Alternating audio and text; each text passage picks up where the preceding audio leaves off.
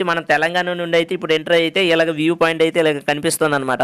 ఇప్పుడు ఈ దగ్గరలో అయితే బండి పార్కింగ్ చేసుకొని అయితే మొత్తం చూపించేస్తాను. ఇక్కడ పార్కింగ్ చేసుకోవచ్చు అనమాట. చూస్తున్నారు కదా ఎంత దగ్గరలో వచ్చారు. టర్నింగ్ పాయింట్ అయితే ఇక్కడ ఈ డ్యామ్ దగ్గర టర్నింగ్ పాయింట్స్ కూడా కొద్దిగా కష్టంగానే.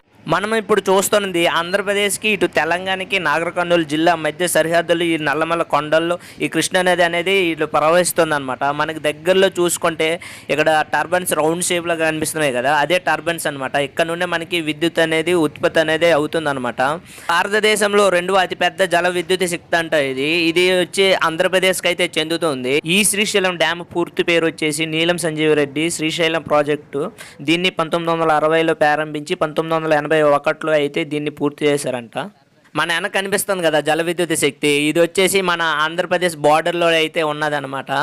ఇది వచ్చేసి ఈ శ్రీశైలం డ్యామ్ వచ్చేసి హైట్ వచ్చేసి 145 మీటర్లు అయితే ఉంటుందంట. ఈ డ్యామ్ పొడవు వచ్చేసి